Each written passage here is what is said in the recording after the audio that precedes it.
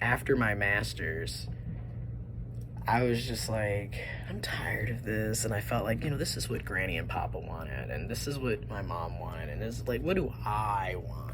So I took a very long break, 6 years. And I feel bad because I could have had my PhD like 3-4 years ago if I would have stayed. But I was tired of the student loans. And even though I was getting scholarships, like paying for school is expensive. And then on top of that, you still have to work. You still have all this other stuff going on. And it's just like, I was stressed and drained. And then like my papa like passed away in the midst of me beginning my graduate program. Right? And it was just like I got accepted in March of 2015, and he died in July of 2015. So it was just very like, okay, so I was just very drained after that program.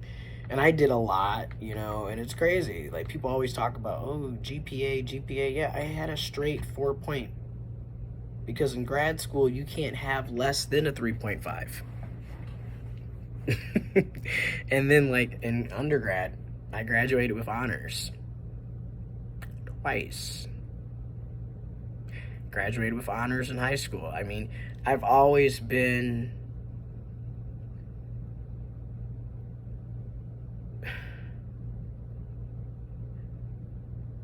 interested in learning, but and I realize if it's a special interest, I would get really involved. And like, it's really weird. Like, I'll just, like, that'll be my main focus. And like, even though I haven't been in college in 6 years, if you haven't noticed when you look at my YouTube videos, I still research, I still write. I have like journals on journals on journals that are separate from like my feelings and thoughts for therapy and counseling. Like, just straight up research that I be doing, and I just be writing. And sometimes I'm actually writing because like I still like to write out my stuff and then get all of my sources in order, and then like draw. Anyways, the way I do things is a lot. So, and I realized, like, God, man, you need to just go back to school. I know you don't want to go back. I know you don't like student loans. I know you don't like, but this is what you're good at. You're good at research. You're good at teaching. You're good at helping people. And also, you're good at counseling folks. Like, I'm literally certified to do different things. And then I just was like, and then I'm really good at, marketing, promoting, organizing.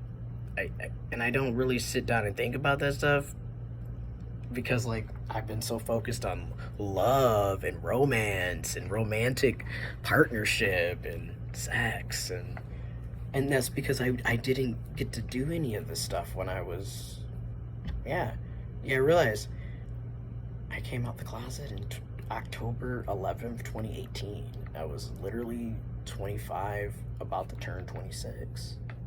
I turned 26 October 15th, 2018.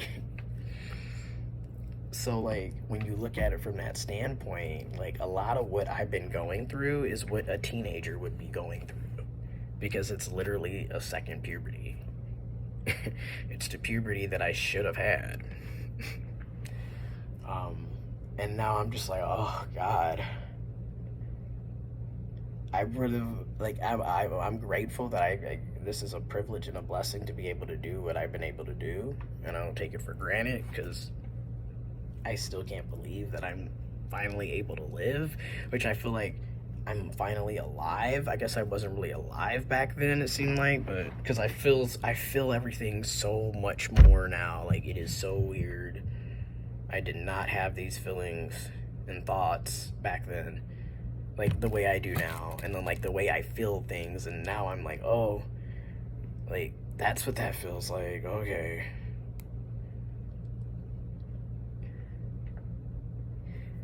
Being on the autistic spectrum,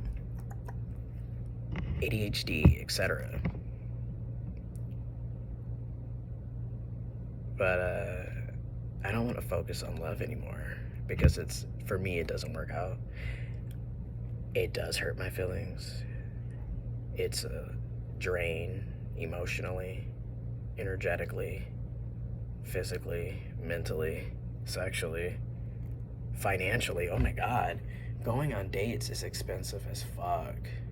Like, I'm, listen,